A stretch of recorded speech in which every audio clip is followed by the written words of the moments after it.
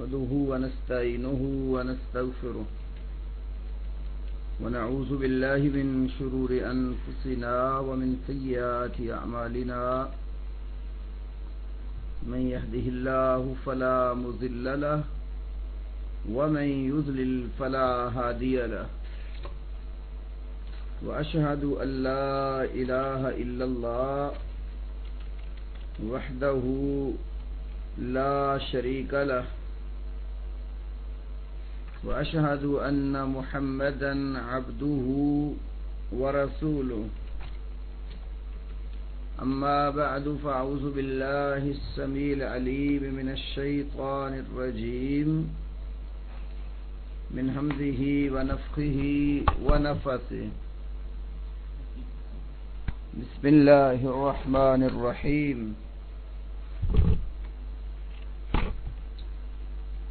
وقوله وأحسنوا إن الله يحب المحسنين وأقسطوا إن الله يحب المقسطين فما استقاموا لكم فاستقيموا لهم إن الله يحب المتقين إن الله يحب التوابين ويحب المتطهرين وقوله قل إن كنتم تحبون الله فاتبعوني يحببكم الله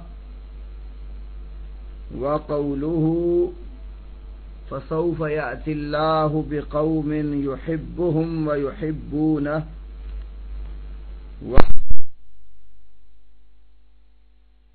الذين يقاتلون في سبيله صفا كأنهم بنيان مرصوص. یہ ہمارا جو رمضان المبارک سے قبل عقیدے کا سبق جاری تھا اور پھر ماہ رمضان کی دعوتی مصروفیات کے وجہ سے یہ سلسلہ منقطع رہا، تو آج الحمدللہ اللہ تعالی کی توفیق سے آغاز کر رہے ہیں. امام ابن تیمیہ رحمۃ اللہ علیہ نے اللہ مالک الملک کی صفات اور اس کے اسماء کے حوالے سے یہ جو عقیدہ واسطیہ مرتب فرمایا، تو اس میں سے آج ہمارا یہ سبق اللہ تعالی کی بعض فعلی صفات کے حوالے سے ہے، جس میں امام ابن تیمیہ رحمہ اللہ نے قرآن حکیم کی مختلف آیات ذکر فرمائی ہیں. پہلی آیت کریمہ سورۃ البقرہ کی 195 نمبر آیت ہے. اس میں اللہ تبارک و تعالی نے فرمایا وَأَحْسِنُوا، اور تم احسان کرو، ان اللہ، یقیناً اللہ تعالی، یحب المحسنین، احسان کرنے والوں سے محبت کرتا ہے. دوسری آیت کریمہ جو لائے ہیں یہ سورۃ الحجرات کی 9 نمبر آیت کریمہ ہے. اس میں اللہ نے فرمایا وَأَقْسِطُوا، اور تم انصاف کرو، ان اللہ یحب المقسطین، یقیناً اللہ تعالی انصاف کرنے والوں سے محبت کرتا ہے. تیسری آیت کریمہ سورہ توبہ کی 7ویں آیت ہے، جس میں اللہ وحدہ لا شریک نے فرمایا ہے فَمَا اسْتَقَامُوا لَكُمْ فَاسْتَقِيمُوا لَهُمْ، جس قدر وہ تمہارے لیے سیدھے رہیں تم بھی ان کے لیے سیدھے رہو۔ ان اللہ یحب المتقین، یقیناً اللہ تبارک و تعالی متقی اور پرہیزگار لوگوں سے محبت کرتا ہے۔ چوتھی آیت کریمہ یہ سورۃ البقرہ کی 222 نمبر آیت ہے۔ اس میں اللہ نے فرمایا ان اللہ یحب التوابین، یقیناً اللہ تبارک و تعالی بہت زیادہ توبہ کرنے والوں سے محبت کرتا ہے، وَيُحِبُّ الْمُتَطَہِّرِينَ، اور انتہائی زیادہ طہارت اختیار کرنے والوں سے محبت کرتا ہے۔ پانچویں آیت کریمہ سورۃ آل عمران کی 31 نمبر آیت ہے۔ اس میں اللہ پاک نے فرمایا ہے قُلْ إِن كُنتُمْ تُحِبُّونَ اللَّهَ، کہہ دیجئے اگر تم اللہ تعالی سے محبت رکھتے ہو، فَاتَّبِعُونِي، تو تم میری پیروی کرو، یحببکم اللہ، اللہ تعالی تمہارے ساتھ محبت کرے گا۔ چھٹی آیت کریمہ امام ابن تیمیہ علیہ رحمہ سورۃ مائدہ کی 54 نمبر لائے ہیں۔ اس میں اللہ کا فرمان یہ ہے فَسَوْفَ يَأْتِ اللَّهُ بِقَوْمٍ، ان قریب اللہ تعالیٰ ایسی قوم لے آئے گا یحبہم، جن سے اللہ تعالیٰ محبت کرتا ہے، وَيُحِبُّونَهُ، اور وہ اللہ سے محبت کرتے ہوں گے۔ اور ساتویں آیت کریمہ سورہ صف کی ہے۔ اس میں اللہ نے فرمایا ان اللہ یحب الذین، یقیناً اللہ تعالی ایسے لوگوں سے محبت کرتا ہے، یقاتلون فی سبیلہ، جو اللہ تعالی کی راہ میں قتال کرتے ہیں، صفاً، صف باندھ کر، صف بستہ قتال کرتے ہیں، کأنہم بنیان مرصوص، گویا کہ وہ سیسا پلائی ہوئی مضبوط دیوار کی طرح ہے۔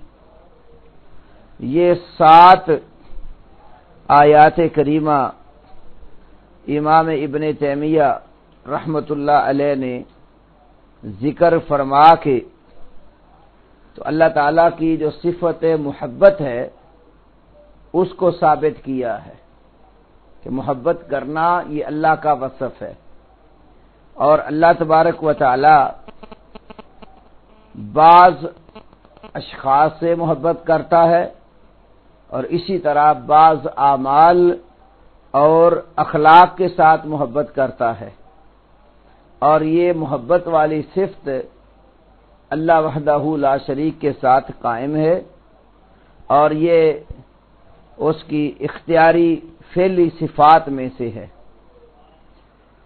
تو جس طرح اللہ وحدہ لا شریک بعض اپنے بندوں سے محبت کرتا ہے، بعض اعمال اور اخلاق سے محبت کرتا ہے، تو اسی طرح اس کے مخالف اللہ وحدہ لا شریک بعض لوگوں سے بغض بھی رکھتا ہے، اور بعض اعمال اور صفات سے اللہ وحدہ لا شریک کو بغض ہے۔ تو محبت اور بغض یہ 2 صفتیں اللہ تعالیٰ کی حقیقی صفات ہیں، اور جس طرح اللہ تعالیٰ کی شان کے لائق ہیں اسی طرح ہی ہیں، اور ان میں کسی قسم کا نہ کوئی نقص ہے اور نہ ہی یہ کسی کے ساتھ اللہ تعالیٰ کی ان صفات میں تشبیہ ہے۔ اشعری اور معتزلہ قسم کے لوگ جو صفات باری تعالیٰ کی بے جا قسم کی تعویلات کرتے ہیں، تو ان کے نزدیک ان صفات کی تعویلیں یہ ہیں اشعری کہتے ہیں کہ یہ محبت والا جو وصف ہے اس سے مراد یہ ہے کہ اللہ تعالیٰ اپنے بندے کی اکرام، عزت اور اس کو ثواب دینے کا ارادہ فرماتا ہے، اور اسی طرح جو اللہ تعالیٰ کی صفات میں رضا، غضب، کراہیت، سخط، یہ سب کا ان کے نزدیک معنی ہے کہ وہ ثواب اور عقاب کا، جزا اور سزا کا ارادہ فرما لیتا ہے۔ اور معتزلہ بھی اسی طرح اللہ وحدہ لا شریک کی ان صفات کی تعویلیں کرتے ہیں۔ تو اہل سنہ کا یہ عقیدہ ہے کہ اللہ تعالیٰ کی جو محبت ہے یہ اس کی صفت حقیقی ہے، اور جس طرح باقی صفات اللہ وحدہ لا شریک کی ہیں اور اس میں نہ اللہ تعالیٰ کے ساتھ کسی مخلوق کے وصف کو تشبیہ دی جا سکتی ہے، نہ ہی اللہ تعالیٰ کو ان صفات سے عاری مانا جاتا ہے، اور نہ ہی اللہ وحدہ لا شریک کی ان صفات کی ہم اپنی طرف سے کوئی تعویل اور توجیہ پیش کرتے ہیں۔ جس طرح اللہ وحدہ لا شریک کی جلالت اور شان کے لائق ہے، اسی طرح ہی اللہ وحدہ لا شریک کی یہ صفات ہیں۔ اس صفت محبت کے حوالے سے رسول کریم صلی اللہ علیہ وسلم کی کچھ احادیث بھی ہیں، جس طرح صحیح بخاری میں کتاب بدء الخلق میں باب و ذکر الملائکہ کے تحت امام بخاری رحمت اللہ علیہ حضرت ابو ہریرہ رضی اللہ عنہ کی ایک حدیث لائے ہیں، اور یہ حدیث صحیح مسلم میں کتاب البر والصلہ کے اندر باب و اذا حب اللہ عبدا حببہ الی عبادہ کے تحت بیان ہوئی ہے۔ حضرت ابو ہریرہ رضی اللہ تعالی عنہ یہ حدیث بیان کرتے ہیں کہ ان اللہ اذا احب عبدا، بلا شک و شبہ اللہ تعالی جب کسی بندے سے محبت کرتا ہے، قال لجبریل علیہ السلام، تو اللہ تعالی جبریل علیہ السلام سے کہتا ہے انی احب فلانا فاحبہ، فلاں شخص سے میں محبت کرتا ہوں تو بھی اس کے ساتھ محبت کر۔ تو جبریل علیہ السلام پھر کہتے ہیں آسمان والوں کو ان ربکم یحب فلانا فاحبوہ، یقیناً تمہارا رب فلاں شخص سے محبت کرتا ہے، تم بھی اس کے ساتھ محبت کرو۔ تو حدیث میں ہے فَيُحِبُّهُ أَهْلُ السَّمَاءِ، تو پھر اس انسان کے ساتھ آسمان والے محبت کرتے ہیں۔ وَيُوزَعُ لَهُ الْقَبُولُ فِي الْأَرْضِ، اور زمین میں اس کے لیے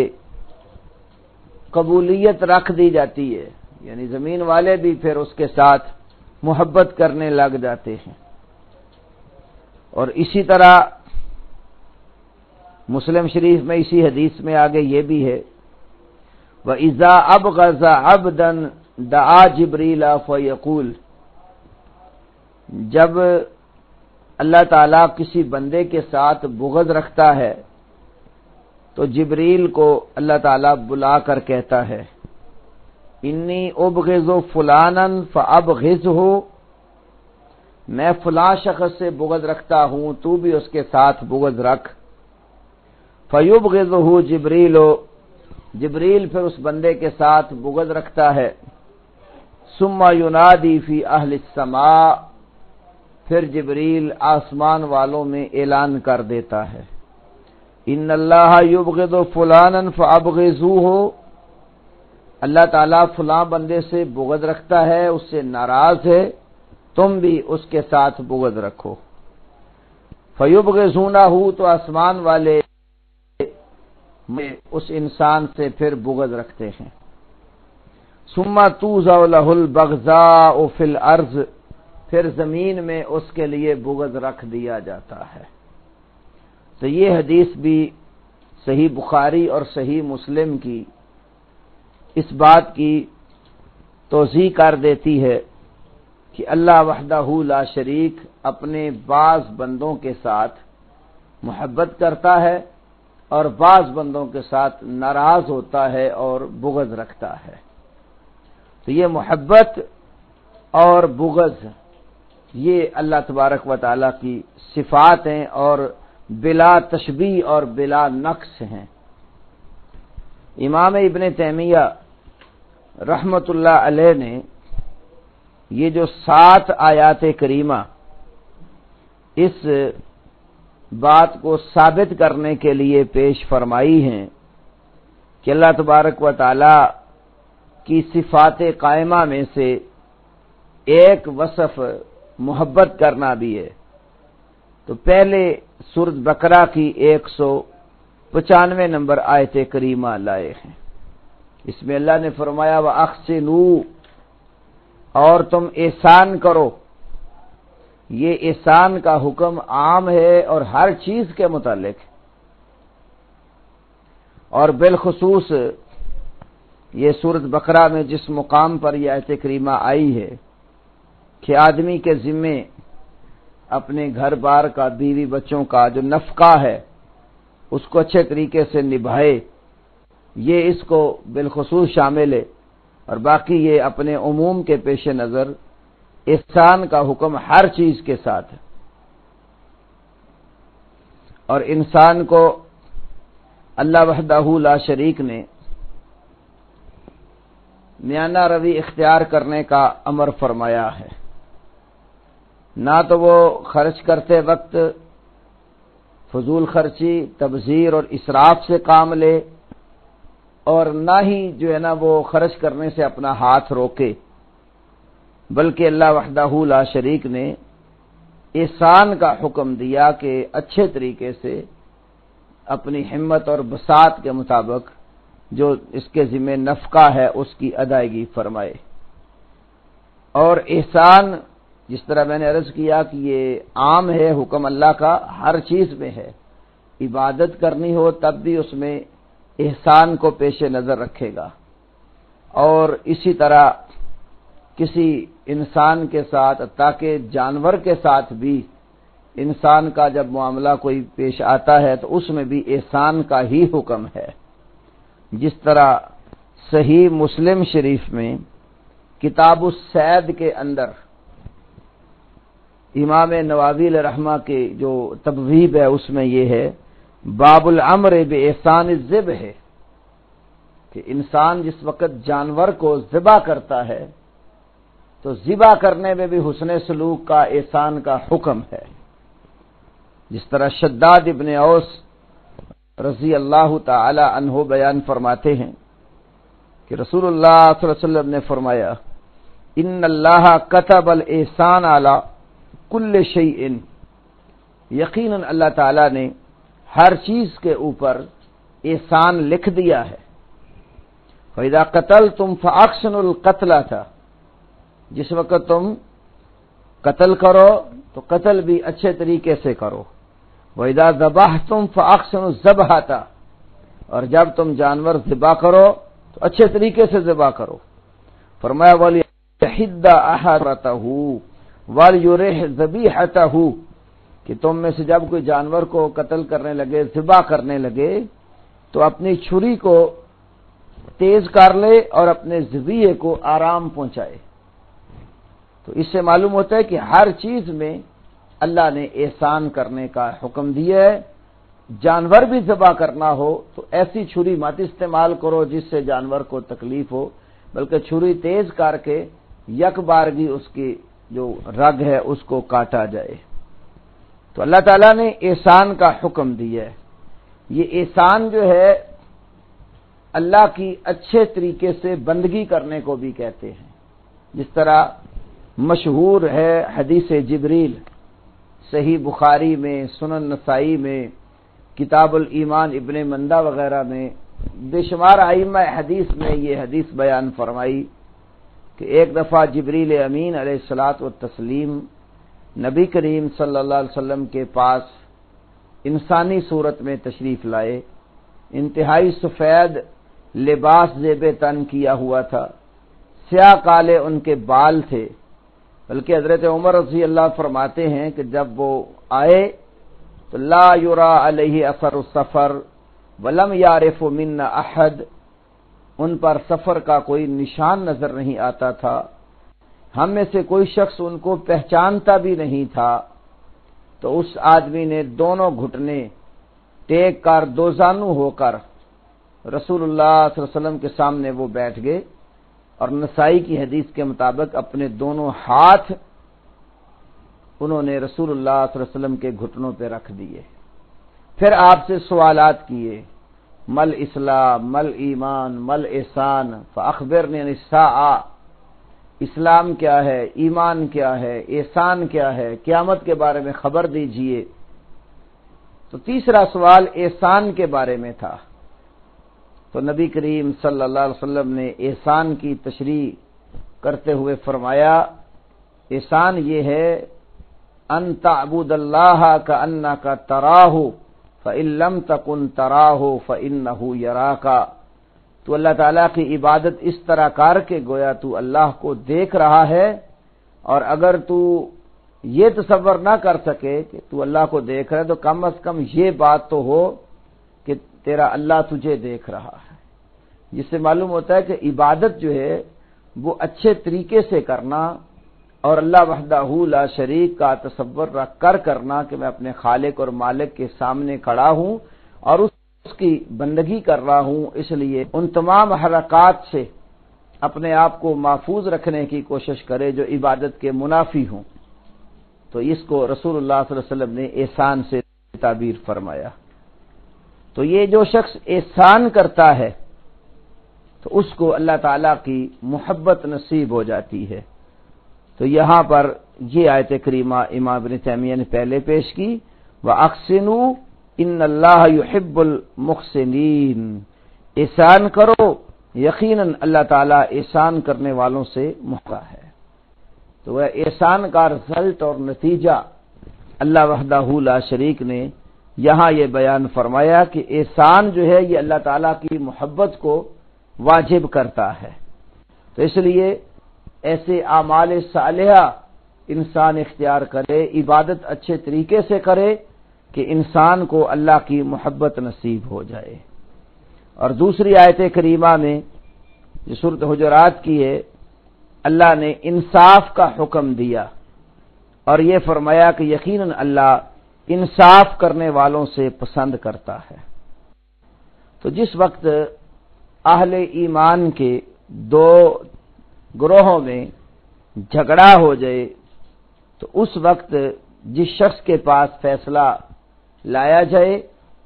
اس کو بھی حکم ہے وہ انصاف کے ساتھ دونوں کے درمیان فیصلہ کرے،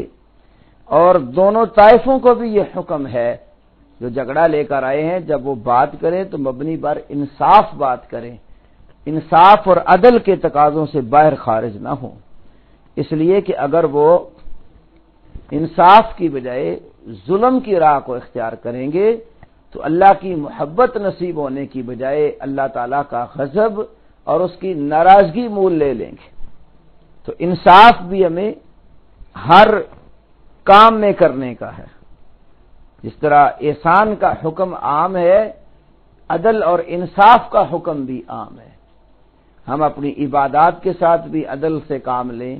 اپنے گھر بار میں بھی عدل سے کام لیں، جماعت کے افراد اور ارکان کے ساتھ بھی عدل اور انصاف کو مد نظر رکھیں۔ کوئی جھگڑا اور قضیہ دو مسلمانوں کا یا دو پارٹیوں کا، دو گروہوں کا تمہارے پاس آ جائے تو پھر عدل اور انصاف سے کام لو، کیونکہ اللہ وحدہ لا شریک عدل کرتا ہے، انصاف سے کام لیتا ہے، تو اور انصاف کو اللہ پسند کرتا ہے۔ اور انصاف کرنے والوں کو بھی اللہ وحدہ لا شریک پسند کرتا ہے، اس لیے کہ اللہ تعالیٰ کسی کے ساتھ ظلم نہ کرتا ہے، نہ ظلم کو اللہ تعالیٰ پسند کرتا ہے۔ ترمذی میں اور مسند احمد میں حدیث ہے، اور صحیح بخاری کے آخری باب کی شرح میں حافظ ابن حجر عسقلانی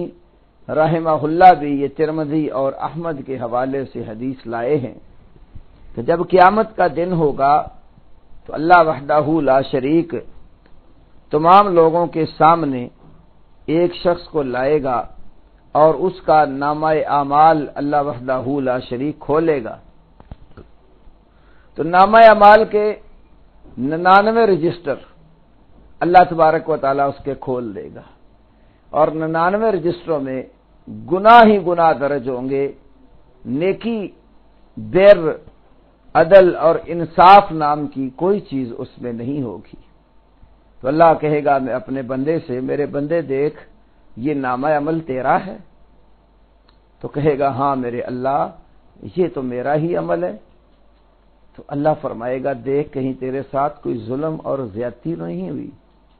میرے کرامن کاتبین نے، لکھنے والے فرشتوں نے تو کوئی تیرے ساتھ زیادتی نہیں کی۔ تو وہ کہے گا یا اللہ تیرے لکھنے والوں نے میرے ساتھ کوئی ظلم نہیں کیا۔ تو اس وقت اللہ مالک الملک فرمائے گا میرے بندے لا ظلم عندی، میرے نزدیک کسی قسم کا ظلم روا نہیں ہے۔ پھر اللہ تعالیٰ اس کے اعمال میں سے کاغذ کا ایک ٹکڑا نکالے گا جس پر اس کا توحید و رسالت والا عقیدہ لکھا ہوگا کہ اشہد اللہ الہ الا اللہ وحدہ لا شریک لہ واشہد ان محمدا عبدہ ورسولہ، کہ میں اس بات کی شہادت اور گواہی دیتا ہوں کہ اللہ تعالیٰ کے سوا کوئی معبود برحق نہیں ہے، وہ اکیلا ہے، اس کا کوئی شریک نہیں ہے، اور میں اس بات کی بھی شہادت اور گواہی دیتا ہوں کہ محمد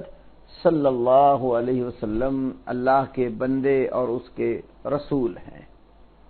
تو اللہ کہے گا میرے بندے یہ دیکھ یہ بھی عمل تیرا ہے؟ تو کہے گا ہاں میرے اللہ یہ عمل بھی میرا ہے۔ تو اللہ فرمائے گا میرے کرامن کاتبین نے تو تیرے ساتھ کوئی زیادتی نہیں کی؟ وہ کہے گا نہیں۔ تو اللہ فرمائے گا میرے ہاں کسی پر کسی قسم کا کوئی ظلم نہیں ہے۔ پھر اللہ عدل کا، انصاف کا ترازو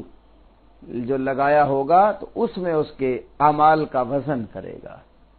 وہ 99 رجسٹر ایک پلڑے میں رکھ دیے جائیں گے، اور وہ کلمہ توحید اور رسالت والا پرچہ ٹکڑا کاغذ کا دوسرے پلڑے میں رکھ دیا جائے گا۔ تو وہ وزن ہوگا تو 99 رجسٹروں والا پلڑا ہلکا ہو کر اوپر اٹھ جائے گا، اور وہ توحید اور رسالت والا جو پلڑا ہوگا وہ 99 رجسٹروں پر ایک کاغذ کا ٹکڑا بھاری ہو جائے گا۔ تو اس وقت پھر اللہ تعالیٰ اپنے اس بندے کو معاف فرما کر اپنی جنت میں داخل فرما دے گا۔ تو اس حدیث سے معلوم ہوا کہ اللہ تعالیٰ کسی پر ذرہ بھر بھی ظلم نہیں کرتا۔ یہ اللہ تعالیٰ کا وصف ہے کہ وہ ظلم سے پاک ہے، وہ عدل اور انصاف کو پسند کرتا ہے۔ خود اللہ وحدہ لا شریک عادل ہے اور عدل کرنے والوں سے محبت کرتا ہے۔ جو ظلم کرے گا اللہ تعالیٰ کی محبت اس کو نصیب نہیں ہوگی۔ تو مقسط جو ہے یہ اللہ وحدہ لا شریک کے اسماء میں سے بھی ہے، اور انصاف کرنا اللہ تعالیٰ کا وصف ہے۔ تو اس آیت کریمہ میں عدل اور اس کی فضیلت کے اوپر ترغیب دی گئی ہے، اور یہ بھی بتایا گیا کہ عدل اور انصاف یہ اللہ تعالیٰ کی محبت کے حصول کا باعث اور سبب ہے۔ تو اس لیے ہم میں سے ہر شخص کو کوشش کرنی چاہیے کہ جس جگہ پر بھی وہ ہے وہ عدل اور انصاف کا دامن نہ چھوڑے، بالخصوص ہمارے حکمران طبقہ کو اور یہ عدالتوں میں بیٹھے ہوئے لوگوں کو اس بات کی طرف خصوصی دھیان دینا چاہیے کہ اللہ وحدہ لا شریک کے قانون کو، اس کے حکم کو مد نظر رکھ کر عدل اور انصاف کے تقاضے پورے کریں، کیونکہ جو حکمران ہو کر عدل اور انصاف سے کام لیتا ہے، صحیح بخاری و مسلم کی ایک حدیث کی روح سے کہ آپ نے فرمایا کہ سبعۃ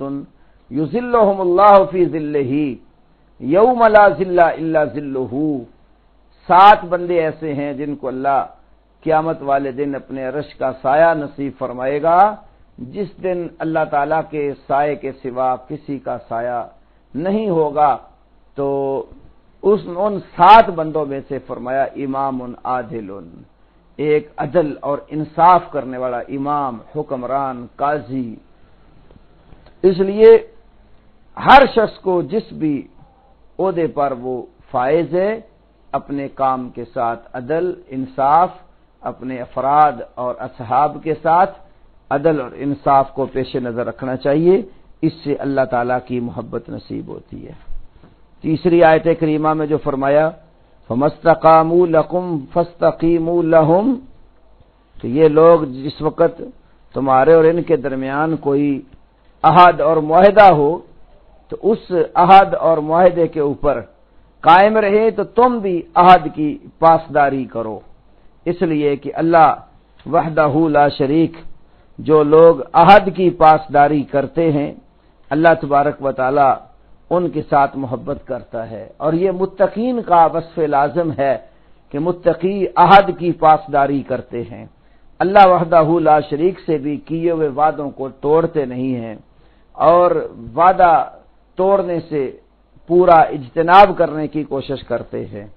تو جب کوئی انسان اللہ کے ساتھ کیے ہوئے عہد کو یا انسانوں کے ساتھ کیے ہوئے عہد کو قائم رکھنے کی کوشش کرتا ہے تو اس کو بھی اللہ تعالیٰ کی محبت نصیب ہوتی ہے۔ تو اس کے بعد اگلی آیت کریمہ میں بہت زیادہ توبہ کرنے والے لوگ اور انتہائی طہارت پسند اور صاف ستھرے لوگ جو ہیں ان کو اللہ کی محبت حاصل ہوتی ہے، اس کا تذکرہ ہے۔ یہ توابون جو ہیں، جس میں تواب اور متطہر یہ مبالغے کے صیغے ہیں، جس کا مطلب ہے اللہ کی طرف کثرت کے ساتھ جو بندے رجوع کرتے ہیں، توبہ استغفار کرتے ہیں، کوئی غلطی اور خطا ہو جائے فوراً اللہ کی طرف توجہ کر لیتے ہیں، وہ اور اپنے آپ کو گند سے، نجاسات سے، گناہوں سے، نافرمانیوں سے، یہ ہر طرح کی طہارت جو ہے وہ اختیار کرتے اور باقی چیزوں سے بچاتے ہیں۔ نجاست خواہ وہ ایسی ہو جو وجود کو لاحق ہوتی ہے، کپڑے کو لگ جائے، جسم کو لگ جائے، جسم پلید ہوتا وہ، یا نجاست مانوی ہو جس طرح انسان گناہ کرتا ہے، نافرمانی کرتا ہے، کفر کرتا ہے، شرک کرتا ہے، اپنے آپ کو جنب وہ معاصی اور گناہوں کے ساتھ نجس کر لیتا ہے۔ تو ان تمام قسم کی نجاستوں سے جو اپنے آپ کو بچاتے ہیں اور اللہ کی طرف رجوع کرتے ہیں اور اپنے آپ کو صاف ستھرا رکھتے ہیں، تو اللہ کو ایسے لوگوں کی محبت نصیب ہو جاتی ہے۔ متطہر بھی مبالغے کا صیغہ ہے، اس میں انسان وضو کرتے وقت اور اس طرح غسل کے وقت نجاست کا حصی ہو یا مانوی ہو، اس صورت میں اپنے آپ کو ہر طرح کے معاصی سے، نافرمانیوں سے بچانے والا لوگ، صاف ستھرا رکھنے والے جو لوگ ہیں، اللہ تعالیٰ ان سب سے محبت کرتا ہے۔ اگلی آیت میں رسول کریم صلی اللہ علیہ وسلم کی اتباع کا امر ہے، اور قرآن حکیم میں آپ کی پیروی کے حوالے سے اطاعت اور اتباع کا تذکرہ آیا ہے۔ اطاعت قول کی، حکم کی، ارشاد کی پیروی کو کہتے ہیں، اور اتباع عمل کی پیروی کو کہتے ہیں، کسی کے نشانات قدم پر چلنا۔ جس طرح ہم حدیث کی کتابوں میں زکوٰۃ کے چیپٹر میں ایک لفظ پڑھتے ہیں طبیعہ، تا با یا عین اور آگے گول تا، تائے مدورہ، طبیعہ گائے کے اس بچے کو کہتے ہیں جب وہ اپنی ماں کے پیچھے چلنے کے قابل ہو جاتا ہے۔ گائے آگے آگے چلتی ہے اور اس کا بچہ اس کے پیروی کرتے ہوئے اس کے پیچھے پیچھے چل پڑتا ہے، جدھر اس کی ماں جاتی ہے ادھر ہی وہ جا رہا ہے، تو اس کو طبیعہ سے تعبیر کرتے ہیں۔ تو اسی سے لفظ یہ اتباع، تو اتباع کسی کے پیچھے چلنا، نقش قدم کو اختیار کرنا، عمل کی پیروی کرنا۔ تو اللہ تعالیٰ نے رسول کریم صلی اللہ علیہ وسلم کے قول اور آپ کے عمل کی اتباع کا حکم دیا، تو جس سے یہ معلوم ہوا کہ آپ کی قولی حدیث بھی ہمارے لیے حجت ہے، اور جو فعل کر کے آپ نے امت کو دکھایا وہ فعلی حدیث بھی امت کے لیے حجت ہے۔ یہ نہیں ہے کہ صرف قولی حدیث کو مانا جائے گا اور فعلی کو چھوڑ دیا جائے گا۔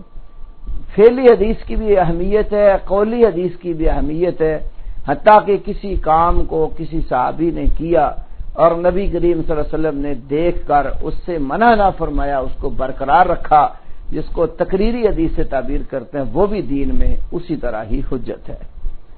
تو اللہ تبارک و تعالی نے اس آیت کریمہ میں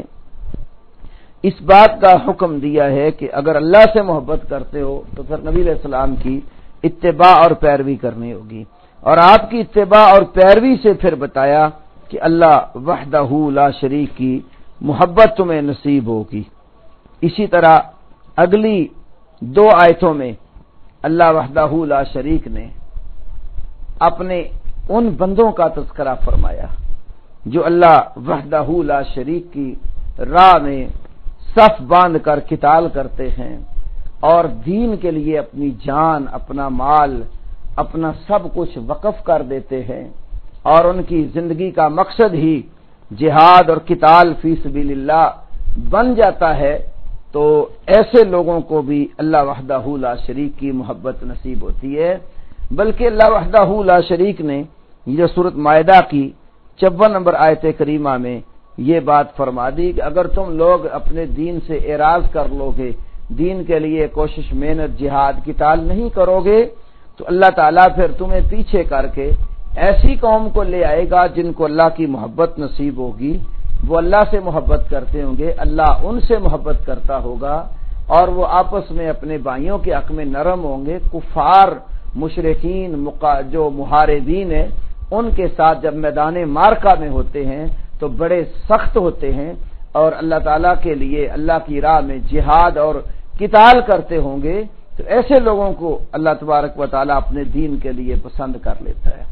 یہ جو جہاد اور قتال کا معاملہ ہے، تو یہ ایک ایسا شریعت کا حکم ہے جس سے پیچھے رہ جانا یا اس امر میں سستی اور کاہلی سے کام لینا، اس کو نبی مکرم صلی اللہ علیہ وسلم نے پسند نہیں فرمایا۔ نسائی شریف کتاب الخیل کی پہلی حدیث ہے، اور اس طرح مسند امام احمد میں، طبرانی کی معجم کبیر میں، اور مسند الشامیین میں، علامہ البانی کے سلسلۃ الاحادیث الصحیحہ میں، اور یہ جو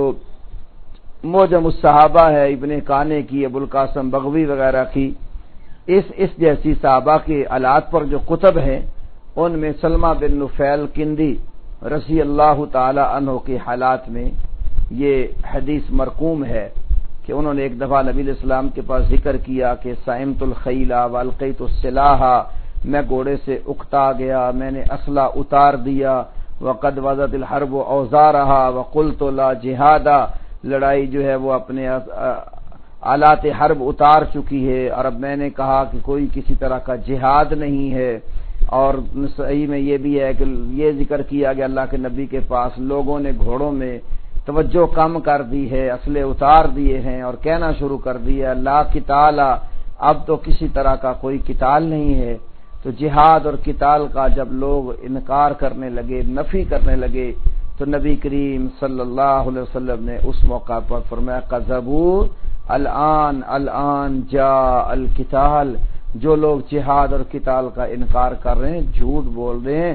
اب تو قتال آ ہی چکا ہے، قتال آ ہی چکا ہے۔ اور آپ صلی اللہ علیہ وسلم نے فرمایا کہ یزیغ اللہ لہم قلوب اقوام ویرزقہم منہم، اللہ تبارک و تعالی کچھ قوموں کے دل مجاہدین مسلمانوں کے لیے ٹیڑھے کر دے گا، اور وہ مسلمانوں کے اوپر چڑھ دوڑیں گے، تو اللہ پاک ان کو ان سے لڑائے گا، اور ان کافروں نے جو رزق وغیرہ سب کچھ میدان میں جھونک دیا ہوگا، اللہ پاک ان مجاہدین مقاتلین فی سبیل اللہ کو انہی سے روزی بھی عطا فرمائے گا۔ اور یہ معاملہ فرمایا حتی تقوم الساعہ وہم علی ذالک، قیامت تک اسی طرح رہے گا، اور یہ مجاہدین مومنین اسی طرح اللہ کی راہ میں صف بستہ قتال کرتے رہیں گے۔ اور فرمایا والخیل معقود فی نواسی الخیر الی یوم القیامہ، گھوڑوں کی پیشانیوں میں قیامت تک اللہ نے خیر رکھ دی۔ ولا یزال امۃ من امتی یقاتل، میری امت میں سے ایک طائفہ، ایک گروہ ہمیشہ ایسا رہے گا جو حق کے اوپر قتال کرتا رہے گا۔ تو نبی کریم صلی اللہ علیہ وسلم نے جہاد لا قتال کی آواز لگانے والوں کو غلط قرار دیا، جس طرح آج بھی کئی ہمارے بھائی کہہ دیتے ہیں کوئی جہاد قتال نہیں ہے، بس فساد ہی فساد ہے ہر طرف۔ تو رسول اللہ صلی اللہ علیہ وسلم فرمایا ایسی باتیں کرنے والے لوگ غلط بیانی سے کام لے رہے ہیں، اور اب اللہ تعالیٰ کی طرف سے قتال آ چکا ہے اور تا قیام قیامت رہے گا۔ تو امام ابن تیمیہ علیہ رحمہ نے جو خود عملی طور پر جہاد اور قتال کے میدان میں رہے، انہوں نے یہاں صفات باری تعالیٰ کو ثابت کرتے ہوئے اس پہرے میں آخری 2 آیتیں بھی وہی ذکر فرمائیں جن کا جہاد اور قتال کے ساتھ تعلق ہے۔ تو جو جہاد اور قتال سے کام لیتے ہیں تو ان کے ساتھ بھی اللہ وحدہ لا شریک کا تعلق یہ بن جاتا ہے کہ اللہ وحدہ لا شریک کو اللہ تعالیٰ کی محبت ان بندوں کو نصیب ہو جاتی ہے۔ تو امام ابن تیمیہ علیہ رحمہ نے یہ آیات ذکر فرما کر اس بات کا اثبات کیا ہے، یہ اللہ تعالیٰ کی صفت ہے کہ وہ اپنے بندوں سے محبت کرتا ہے، اعمال صالحہ اور اخلاق حسنہ سے محبت کرتا ہے، اور جو بندے عقیدے کے صاف نہیں ہوتے، عادات کے اچھے نہیں ہوتے، یا ایسے اعمال جو کبھی ہیں، اللہ تعالیٰ ان کے ساتھ بغض رکھتا ہے۔ تو اللہ تعالیٰ کی محبت جن بندوں کو نصیب ہو جاتی ہے، پھر ان بندوں کے ساتھ اللہ کے فرشتے بھی محبت کرتے ہیں، زمین میں بھی اللہ پاک ان کی قبولیت رکھ دیتا ہے۔ تو یہ محبت اللہ تعالیٰ کی صفت ہے، اس سے مراد اللہ تعالیٰ کا کوئی یعنی ارادہ یا مشیت نہیں، جس طرح بعض لوگ کہتے ہیں اللہ اس کے ساتھ عزت کرنے کا، ثواب دینے کا اس کے ساتھ ارادہ کر لیتا ہے، تو اور صفت محبت جو ہے اس کا انکار کر دیتے ہیں، تو یہ ان کی بات قرآن کے خلاف ہے اور صحیح احادیث کے خلاف ہے۔ اگلے جمعے کے سبق میں انشاءاللہ پھر اگلی صفت جو اللہ تعالیٰ کی امام ابن تیمیہ نے بیان فرمائی ہے کہ اللہ تعالیٰ بعض اعمال کو اور بعض اشخاص کو پسند کرتا اور ان سے راضی ہوتا ہے، یہ رضا اور اسی طرح سخط اور اللہ تعالیٰ کا غضب اور لعن، یہ بھی اللہ تعالیٰ کے صفات میں چیزیں شامل ہیں۔ تو یہ انشاءاللہ اگلے درس میں بات آئے گی۔ سبحانک اللہم و بحمدک اشہد ان لا الہ الا انت۔ سوالات کے لیے 10 منٹ دیتا ہوں، آدھے گھنٹے کی وجہ سے۔ جی جزاکم اللہ خیر واسن تو محترم انشاءاللہ ابھی سوالات کا سلسلہ ہوتا ہے، تو انشاءاللہ جی بھائی انشاءاللہ مائک پہ آپ کے لیے مائک پر ہیں آپ، جزاکم اللہ خیر۔ جی ابن شریف بھائی مائک پر آئیں۔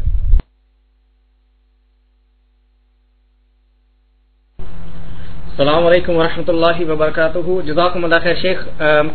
سوال یہ کہ شیخ یہ جو آپ نے 99 رجسٹر والی حدیث بیان کی ابھی تھوڑی دیر پہلے، اس میں جو اللہ تعالیٰ یہ جو جس بندے کے ساتھ معاملہ کریں گے اپنا، اس کو ایک اس کی جو پرچی جس کے اوپر وہ اس کا اشہد ان لا الہ الا اللہ وحدہ لا شریک لہ واشہد ان محمد رسول اللہ لکھا ہوگا، تو اس کو جنت میں بھیج دیں گے، تو کیا یہ معاملات ہر معاہد کے ساتھ ہوں گے یا جس کے اوپر جس کے ساتھ اللہ راضی ہوگا؟ اس کے بارے میں بتا دیں، اور دوسرا استوا کا معنی کیا یہ بھی بتا دیجیے گا۔ جزاکم اللہ خیر شیخ، السلام علیکم و رحمۃ اللہ وبرکاتہ۔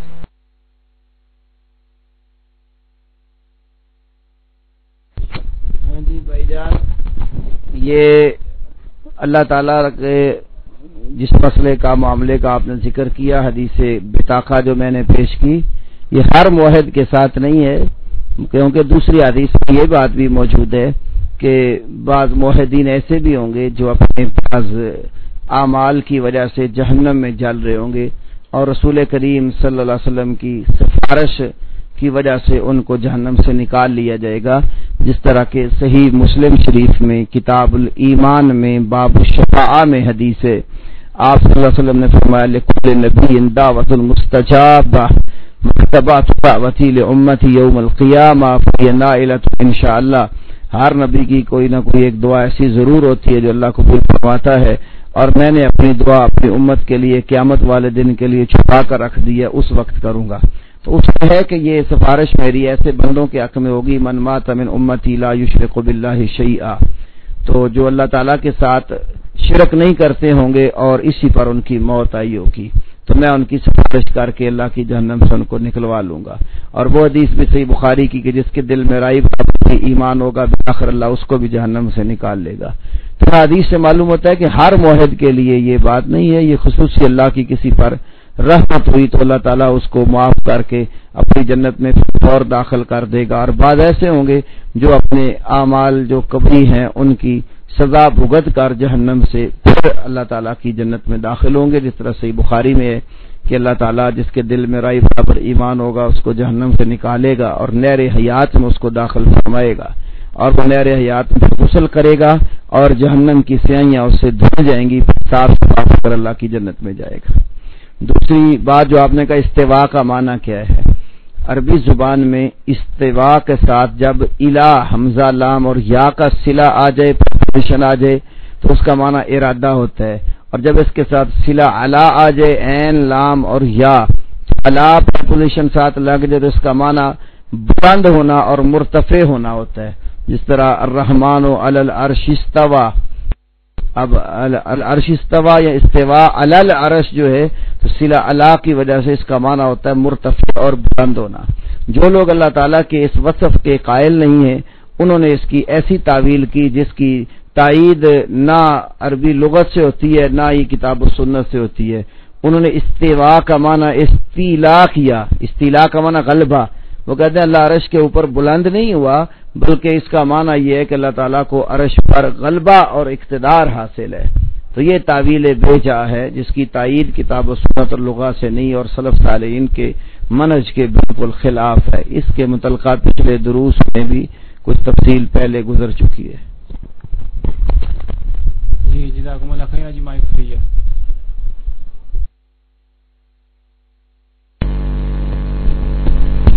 السلام علیکم ورحمۃ اللہ وبرکاتہ۔ محترم بھائی مجھے بتائیں میری آواز آپ تک کدھر پہنچ رہی؟ جی الحمدللہ۔ میرا خیال ہے کہ ابو سعد بھائی کی لائٹ چلی گئی ہے اسلام آباد سے۔ انیس بھائی جو ابو سعد بھائی یہ ابو سعد 211 کے لکھ کے پیچھے ہوتے ہیں، اسلام آباد سے ہمارے بھائی، تو شاید وہاں پر لائٹ چلی گئی ہے، وگرنہ ان کے پاس بہت سے سوالات تھے جو مجھے کہہ رہے تھے کہ میں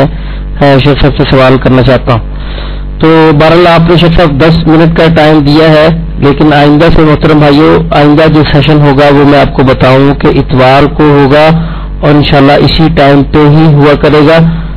عشاء کی نماز کے متصل بعد، اور ہم شیخ صاحب کو تقریباً 10:30 پونے 11 بجے جو ہے وہ اجازت مطلب جو ہے شیخ صاحب سے لیا کریں گے۔ تو یہ آپ تمام بھائی اپنے ذہن میں رکھیں کہ ابھی یہ جو علمی کورس ہم نے شروع کیا تھا عقیدہ واسطیہ کے حوالے سے وہ ابھی جو ہے اسی روم میں ہوا کرے گا انشاءاللہ، اور عشاء کی نماز کے بعد ہوا کرے گا۔ تو تمام بھائی یہ اپنے ذہن میں رکھیں کہ جمعہ اور اتوار کا دن ہے، تو آج جمعے کا دن، آج کا یہ سیشن ہوا ہے اور آئندہ انشاءاللہ اتوار کو سیشن ہوگا۔ باقی شیخ صاحب آپ میری آواز سن رہے ہیں تو وہ جو آپ نے حدیث ابھی پڑھی ہے اس حدیث کو ذرا تھوڑا سا نا دوبارہ سے ذرا واضح کر دیں، وہ حدیث جس میں کہ اللہ تعالیٰ ان سے رزق بھی دے گا مجاہدین کو، اور وہ جو سارے کا سارے وہ جو الفاظ ہیں نا ان کو ذرا دوبارہ سے واضح کر دیں۔ میرے پاس کچھ لوگ ہیں وہ ذرا سننا چاہ رہے ہیں، اللہ تعالیٰ آپ کو جزائے خیر دے۔ السلام علیکم ورحمۃ اللہ وبرکاتہ۔ بھائی جان یہ جو جہاد کے حوالے سے میں نے حدیث پیش کی ہے، یہ حدیث امام نسائی رحمۃ اللہ علیہ اپنی کتاب سنن مجتبہ میں اور سنن کبریٰ میں کتاب الفیل میں لائے ہیں، اور کتاب الفیل کی یہ پہلی حدیث ہے، اور اسی طرح میں نے عرض کیا یہ امام احمد کی مسند میں سلمہ بن الکندی کی مسند میں حدیث ہے، اور امام طبرانی کی معجم کبیر اور مسند الشامیین میں ہے، علامہ البانی کی سلسلۃ الحدیث صحیحہ میں ہے۔ تقریباً میری معلومات کے مطابق یہ کوئی 18-19 حدیث کی کتابوں میں یہ حدیث موجود ہے اور بالکل صحیح ہے۔ تو یہ مختلف حدیث میں جو اس کا متن وارد ہوا ہے اس میں میں کچھ جملے عرض کرتا ہوں۔ سلمہ بن الکندی رضی اللہ تعالی عنہ بیان فرماتے ہیں کہ وہ نبی کریم صلی اللہ علیہ وسلم کے پاس آئے اور آ کر کہنے لگے سئمت الخیل والقیت السلاح وقلت قد وضعت الحرب اوزارها وقلت لا جہاد۔ میں نبی کریم صلی اللہ علیہ وسلم کے پاس آیا، میں نے کہا اللہ کے رسول میں گھوڑے سے اکتا گیا ہوں، اور اسی طرح میں نے اسلحہ اتار دیا ہے، اور میں نے یہ بھی کہا ہے کہ جنگ آلات حرب اتار چکی ہے، اور اب کسی قسم کا کوئی جہاد نہیں ہے۔ اور ایک روایت میں یہ الفاظ ہیں کہ ازال الناس خیلا، نبی علیہ السلام کی مجلس میں بیٹھے ہوئے تھے، یہ بات ہوئی کہ لوگوں نے گھوڑوں میں جو ہے نا وہ توجہ کم کر دی، آدمی توجہ کا شکار ہو گئے ہیں، اور وضع السلاح، انہوں نے اسلحے اتار دیے ہیں، وقالوا قد وضعت الحرب اوزارها ولا قتال، کہ جنگ بھی اپنے آلات حرب اتار چکی ہے اور اب کسی قسم کا کوئی قتال نہیں ہے۔ جب لوگوں نے یہ کہنا شروع کر دیا لا جہاد لا قتال، کوئی جہاد نہیں ہے، کوئی قتال نہیں ہے، تو نبی کریم صلی اللہ علیہ وسلم کو یہ بات پسند نہ آئی، تو آپ صلی اللہ علیہ وسلم نے اس موقع پر فرمایا کذبوا، جو لوگ کہہ رہے ہیں کہ کوئی کسی قسم کا جہاد نہیں ہے، قتال نہیں ہے، اور اسلحے انہوں نے اتار دیے ہیں اور جنگ سے پیچھے ہٹ رہے ہیں، کذبوا، یہ لوگ جھوٹ بول رہے ہیں، غلط بیانی سے کام لے رہے ہیں۔ الآن جاء القتال، اب تو قتال آ ہی چکا ہے، قتال اب تو آ ہی چکا ہے۔ آپ صلی اللہ علیہ وسلم نے فرمایا کہ یہ جو قتال آ چکا ہے، اور اللہ تعالیٰ کس طرح اس کو باقی رکھے گا، فرمایا کہ وَيُزِيغُ اللَّهُ لَهُمْ قُلُوبَ أَقْوَامٍ فَيُقَاتِلُونَهُمْ وَيَرْزُقُهُمْ مِنْهُمْ، اللہ تعالیٰ کچھ قوموں کے دل جو ہے ان کے خلاف ٹیڑے کر دے گا، جس طرح مثلا آج آپ دیکھ لیں کافر قوم، ان کے دلوں میں مسلمانوں کی نفرت بھر دی گئی، ان کے دل مسلمانوں کے بارے میں ٹیڑے ہو گئے، کبھی وہ افغانستان پر حملے کر رہے ہیں، کبھی کشمیر میں کر رہے ہیں، کبھی فلسطین میں، کبھی عراق میں، دنیا کے مختلف خطوں میں وہ مسلمانوں کے اوپر ٹیڑے دل لے کر آ گئے، فَيُقَاتِلُونَهُمْ، تو اللہ کے بندے مسلمان مومنین مجاہدین ان کے ساتھ قتال کرتے ہیں، اور اللہ پاک نے میدان قتال میں ان کے لیے روزی کا بندوبست بھی کر دیا، وَيَرْزُقَهُمْ مِنْهُمْ، اور اللہ تعالیٰ ان کافروں سے ہی مسلمانوں کو رزق عطا فرمائے گا، اور یہ معاملہ کب تک رہے گا، حَتَّى تَقُومَ السَّاعَةُ وَهُمْ عَلَى ذَلِكَ، قیامت قائم ہو جائے گی اور اسی طرح ہی یہ معاملہ ان کا رہے گا۔ اور پھر آپ صلی اللہ علیہ وسلم نے یہ بھی فرمایا وَالْخَيْلُ مَعْقُودٌ فِي نَوَاسِيهَا الْخَيْرُ إِلَى يَوْمِ الْقِيَامَةِ، گھوڑوں کی پیشانیوں میں قیامت تک کے لیے خیر باندھ دی گئی، وَلَا يَزَالُ أُمَّةٌ مِّنْ أُمَّتِي يُقَاتِلُونَ عَلَى الْحَقِّ، میری امت میں سے ایک طائفہ، ایک گروہ ہمیشہ حق کے اوپر قتال کرتا رہے گا، حتیٰ کہ نبی کریم صلی اللہ تعالی علیہ وسلم نے فرمایا کہ جس وقت پھر شام والوں میں خیر نہیں رہے گی، یہ ترمذی کے ایک حدیث کے الفاظ ہیں، اور وَعُقْرُ دَارِ الْمُؤْمِنِينَ الشام، اور مسلمانوں کا اصل گھر اس وقت پھر شام میں ہوگا، کافی لمبی حدیث ہے۔ تو اس سے یہ بات ایک تو معلوم ہوئی کہ جن لوگوں نے یہ کہا کہ ہم گھوڑے سے تنگ آ گئے یا اس میں توجہ کم کر دی، جہاد کے لیے گھوڑے استعمال ہوتے ہیں، جہادی تربیت لینا، گھوڑوں سے پیچھے رہنا، گل کرنا، یا گھوڑوں کے اوپر جو اسلحہ لاد کر آلات حرب رکھ کر یا مجاہدین کے لیے خوراک وغیرہ لاد کر لی جاتی ہے، اس سے لوگ اکتا گئے ہیں، تو نبی اور انہوں نے اسلحے اتار کے رکھ دیے، جہاد سے پیچھے ہو گئے اور کہنے لگے اب تو کوئی جہاد شہاد نہیں ہے، تو رسول اللہ صلی اللہ علیہ وسلم نے ان کی تقلید فرمائی، ان کو غلط قرار دیا اور کہا کذبوا، جھوٹ بول رہے ہیں، یہ غلط بیانی سے کام لے رہے ہیں، الآن جاء القتال، اب تو قتال آ ہی چکا ہے اور یہ قیامت تک رہے گا۔ یہاں میں ایک اور بات مجھے یاد آتی ہے، یہ جو حدیث کا جملہ ہے وَالْخَيْلُ مَعْقُودٌ فِي نَوَاسِيهَا الْخَيْرُ إِلَى يَوْمِ الْقِيَامَةِ، امام بخاری رحمت اللہ علیہ نے اسی حدیث پر صحیح بخاری میں کتاب الجہاد کے اندر باقاعدہ ایک باب باندھا ہے، الجہاد ماضٍ مع البر والفاجر، حکمران خواہ نیک ہو یا بد ہو جہاد جاری رہے گا۔ امام بخاری نے پھر اسی حدیث سے استدلال کیا کہ جب گھوڑوں کی پیشانیوں میں قیامت تک کے لیے خیر باندھ دی گئی تو یہ خیر والے گھوڑے قیامت تک جہاد کے لیے استعمال ہوں گے اور مجاہدین ان کو استعمال کریں گے تو جہاد پھر قیامت تک جاری رہے گا۔ اور اس کی شرح کرتے ہوئے پھر حافظ ابن حجر اسقلانی رحمۃ اللہ علیہ نے فتح الباری میں کمال ہی کر دکھایا، بڑا شاندار جملہ انہوں نے اس پر لکھا، فرمانے فی بشرا ببقاء الاسلام و اہلہ الی یوم القیامہ، اس حدیث میں قیامت تک کے لیے مسلمان اور اسلام کی بقا کی بشارت ہے، لأن من لازم بقاء الجہاد بقاء المجاہدین وهم المسلمون وهو مثل الحدیث الآخر لا تزال طائفة من امتی یقاتلون علی الحق، کہ فرماتے ہیں کہ یہ जिन लोगों इसलिए कि जिन्होंने जिहाद यानी मुजाहिदीन की बका को लाजम पकड़ा, वहमुल मुस्लिमून, हकीकत में ये लोग मुसलमान हैं। और ये उस दूसरी हदीस की तरह है जिसमें नबी अलैहि सलाम ने फरमाया कि मेरी उम्मत में से एक गिरोह हमेशा हक पर किताल करता रहेगा। तो इब्न हजर ने ये हक पर किताल करने वाली जो हदीस है कि एक ताइफा हक पर किताल करता रहेगा, इसको सामने रख कर बता दिया कि हकीकत में मुसलमान वही लोग हैं जिनका ताल्लुक जिहाद और मुजाहिदीन के साथ है। इसलिए हमें इस हदीस से इबरत पकड़नी चाहिए। जिहाद और उसके मामलात से गफलत नहीं बरतनी चाहिए, इससे उकताना नहीं चाहिए। अपनी हिम्मत और बिसात के मुताबिक जिहाद और मुजाहिदीन के साथ लगे रहना चाहिए, क्योंकि जिहाद और मुजाहिदीन की बका को थामने वाले इब्न हजर की शरह के मुताबिक हकीकत में ये मुसलमान है। वैसे इस्लाम के दावेदार तो बहुत सारे हैं, असल जो इस्लाम का किरदार अदा करने वाले लोग हैं, ये इस्लाम के लिए जान माल की कुर्बानी देने वाले लोग हैं, वो ये हैं। अस्सलाम वालेकुम वरहमतुल्लाहि वबरकातुहू। जज़ाकुमुल्लाह खैर शेख। शेख एक सवाल है कि इमाम अबू हनीफा रहीमुल्लाह जो थे, उनके बारे में हनफी लोग कहते हैं कि इमाम अबू हनीफा रहीमुल्लाह ने फरमाया कि अल्लाह अर्श पर है, तो क्या वो इस अकीदे के कायल थे? तो और उन्होंने कहा कि जो इस अकीदे को ना माने वो शख्स काफिर है, और ये अकीदा तो तहाविया में ये बात कही गई है। तो हनफी लोग कहते हैं कि इमाम अबू हनीफा कि वो इमाम तहाविया के बारे में कहते हैं कि वो हनफी नहीं थे। तो क्या ये बात सही है? इसके ऊपर बता दीजिएगा। और दूसरा ये,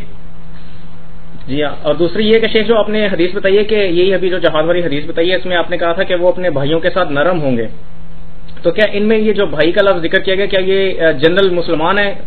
क्या उनमें अहले बिदत भी शामिल होते हैं कि नहीं, कि उनके साथ भी जो किताल और जिहाद है वो भी किया जाएगा? इसके बारे में बता रहे। जज़ाकुमुल्लाह खैर शेख। अस्सलाम वालेकुम वरहमतुल्लाहि वबरकातुहू।